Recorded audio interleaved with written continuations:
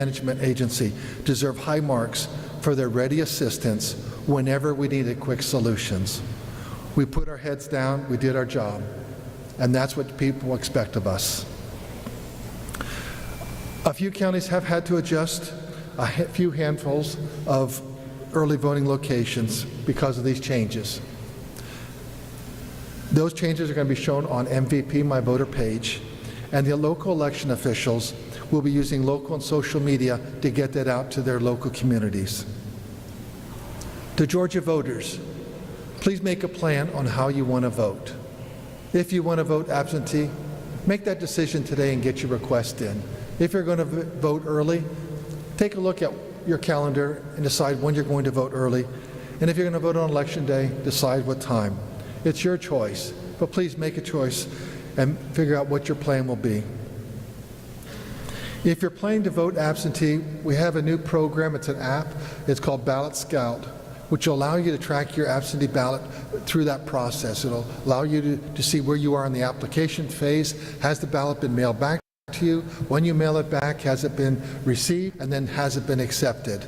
That'll give you peace of mind, and you could do that with Ballot Scout. It's a free app for everyone. I think what I really want to let you know is we have a great story to tell here in Georgia. I'm proud of what we have accomplished this past 6 years. We now have top ratings by both organizations from the hard right, but also right down the center from the National Bipartisan Policy Center. They recognize us #1 for election integrity. Everything that we have done since 2019 has to improve the process, to build trust, and build your confidence in the election cycle. Here's a few of them. Making sure that only American citizens vote in our elections. We did that by going back to our voter rolls and verifying that only American citizens were on the voter list. We did that over 20 months ago, long before anyone else was ever talking about it. This office was the first office in the country to do an audit of our voter rolls, so we could verify to our fellow Georgians that only American citizens are on the voter rolls. The reason that it works so well is because we partner with the Department of Driver Services, and they do a robust citizenship verification, and we think that's really important. In fact, it's been polled, and over 80% of all Americans believe that only American citizens should vote in our elections. We've outlawed ballot harvesting. We now have a verifiable paper ballot. So you, the voter, get to see who you voted for, and then afterwards, when we want to do an audit, you have a piece of paper that we can audit, reading the human readable text. This election, in addition to having security fibers on the paper, then you put a special light on, we have the state seal on there, so every ballot will be watermarked. Absentee early election day. That's official ballot paper. That's not something you run down to the office, supply store and buy. We think that gives voters confidence about that.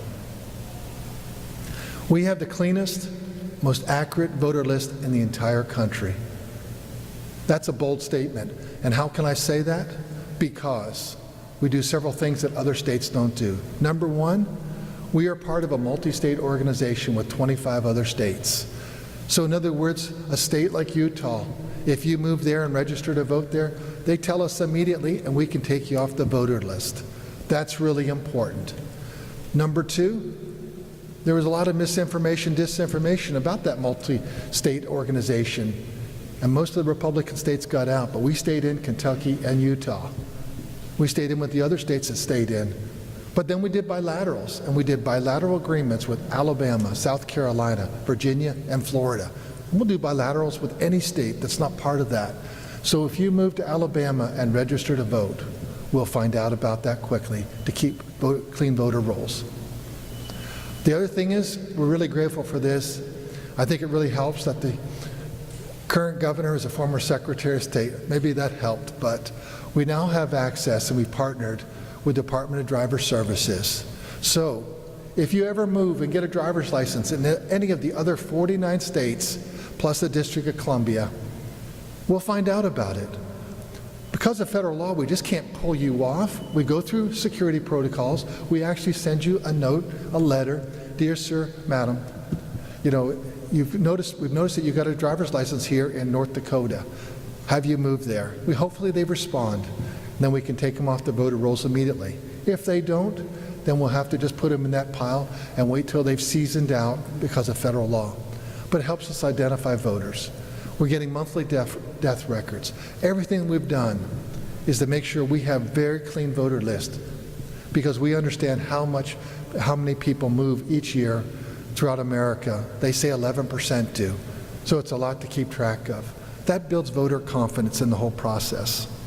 Equipment testing, we did 159 counties before the presidential primary with health checks to verify that the equipment is accurately recording every single vote that voters cast. We've done about 20, since that time, and I've been on many of those visits throughout the entire state. But we did that. But even more important, every county checks every piece of equipment that goes out to the precincts with logic and accuracy testing before the election. Then for the very first time in America, we started doing parallel monitoring during the presidential primary. We did that for the general primary. We're going to be doing it for this election. Pulling out a piece of equipment, a random audit on election day, bringing it to headquarters, and then verifying that it's still recording the votes accurately, that it's not been hacked by some bad actor out there. We know there's plenty of bad actors out there. And then audits. We started doing risk limiting audits back in 2020. If you think about the presidential race, instead of just doing a 90% risk limiting audit, because there's so many questions raised, we actually did a 100% hand retally of all 5 million ballots. Many people aren't aware of that. Reading the human readable text. Well, we've upped our game. This year, because we have all the ballot images of, let's say, 5 million ballots that will be cast, we'll have those ballot images. We have partnered with a tech company, and we're going to be able to actually audit every single race, all 5 million ballots, based on the human readable text, not the QR code. From the president right on down to the local county commissioner, or in Fulton County, could be your county surveyor. But every single race will have a 100% audit. We think that's tremendous. That builds trust. We think it's really important to build trust. But I think that elections should be fun again. And so we've been working on that. We want to make sure that lines are shorter than an hour. And on election day, they have been. We want to make sure that they're less than an hour, but we loved when we had in 2022, the average wait time was less than 3 minutes. Got down as low as 2 minutes at times. This morning, there appeared to be no slowdowns, and lines have been moving, and everyone's been less than that. Then we also look at our electronic poll pads. We're getting people checked in less than 3 minutes. And Blake has some up-to-date data on how fast it's going today. We think it's great. We've watched what Chick-fil-A has done over the years and how they've managed their lines, and we think that someone needed to do that in the election space, and that's what our focus has been. Why can't we have fun? Why can't we have short lines? Because I know at the end of the day, half of you are going to like these results and the other half aren't. But let's enjoy the process. So it's going to be free, it's going to be fair, and it's going to be fast. And we think that's really important. Everything that we have done in the last 6 years had been for the voters, so that they have results that they can trust. We're dedicated to serve the people of Georgia. And I'd like to bring up Blake, if you want to say a few questions, provide a few pieces of information. Blake Evans, our State Election Director. Thank you, Mr. Secretary. Good morning, everybody.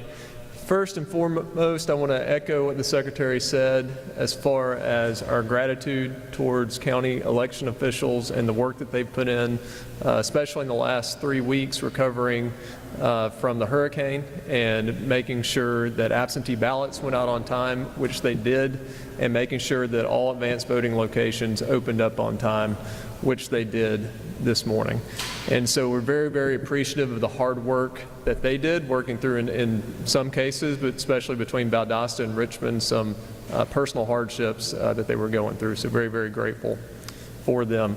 And so just a few data points that I want to go through, and then we'll open it up for questions. But as the Secretary said, as of about 10 minutes ago, we were sitting at about 72,000 check-ins so far today. Just for a little bit of context, in 2020, on the first day in total, we hit about 136,000 check-ins. So we were already past the halfway point compared to the first day in 2020. And in 2022, in that general election, we hit 134,000. So again, already past the halfway point there. I'll also want to provide a little bit of context around the significant upgrades in technology that help make it possible to shorten those wait times and make sure that we're getting people through and keeping our lines like Chick-fil-A. But over the past 4 years, we have worked with county election officials and implemented upgrades such as our electronic poll books, and the check-in times for those are 57 seconds on average right now across the state.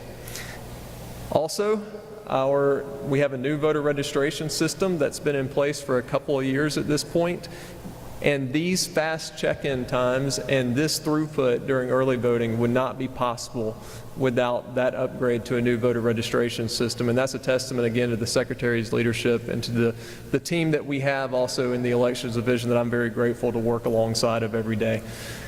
And so, as I said, right now the average check-in time for a single voter is 57 seconds per check-in.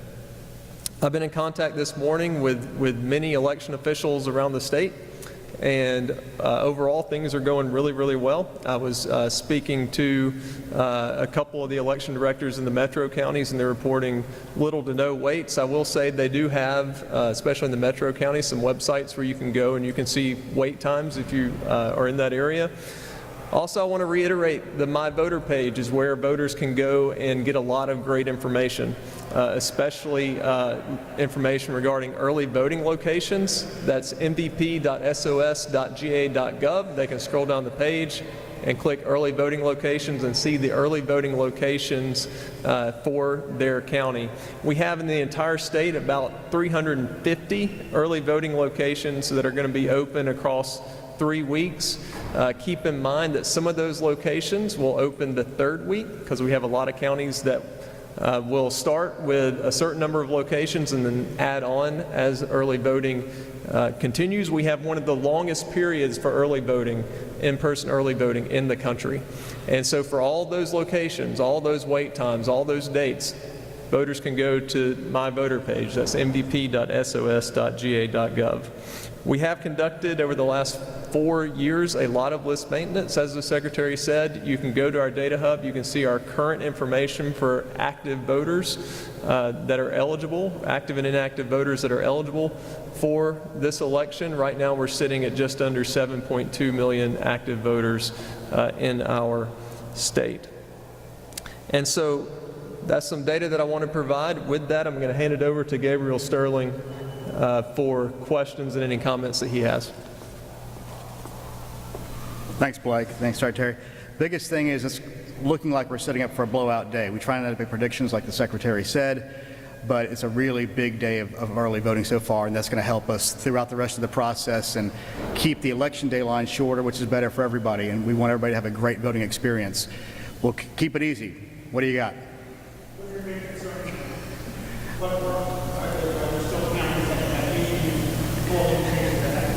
We only have a couple of counties left that 4 counties were affected by the hurricane. 2 of them have already found new locations. The other 2 are still working on finding locations, but you can go to our disaster recovery site at sos.ga.gov to see if any of your local areas have been affected.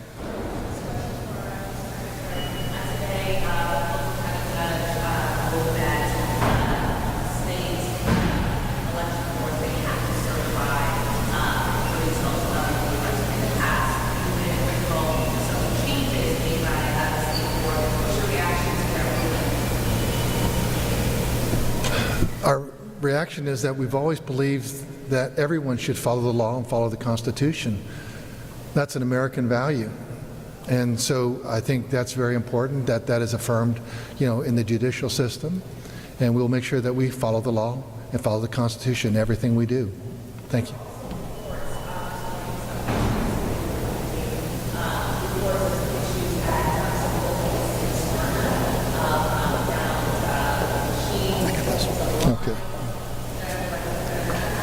There were some issues with a couple of encoder cards. It seems to be isolated to just a couple of, we don't know the reason for it yet. It's isolated just to those. And if you go to the Cobb County website, there's a wait time app where if there's a line at one location, you can go to another location in the county and vote. But these are, it's the first day. You're going to run into some of those things sometimes, and once we figure out what happened, we will let you all know. Did not stop voting. It did not stop voting, by the way. They followed their rules. Archith.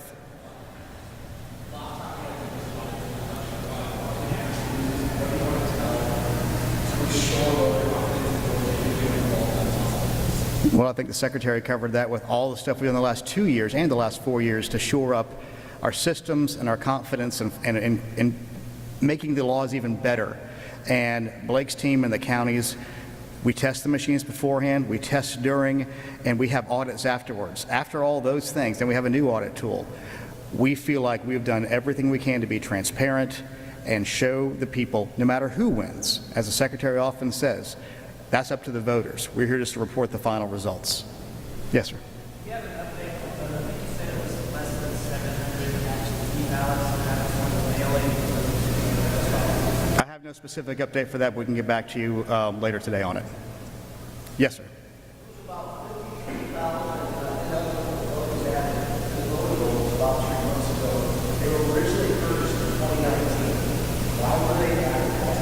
Well, I know the situation was, that's not exactly a true statement. We can follow up with that after the fact. Yes, sir.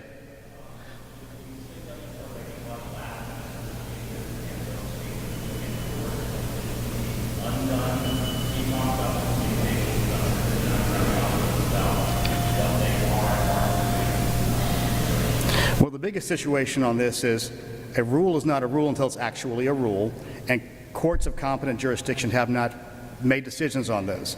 We can't use precious time and resources on something that may not happen when we're dealing with actual situations like hurricanes and voting and absentee ballots. So for right now, until the courts rule, we're sort of in a holding pattern for any of those new rules. Anybody else over there?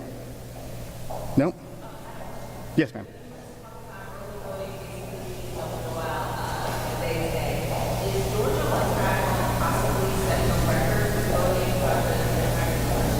We always hope for high turnouts. That's a big thing, but a little early to say it's going to be a record. But we're giving everybody every option they can to vote. And with that, we thank you all very much. Thank you.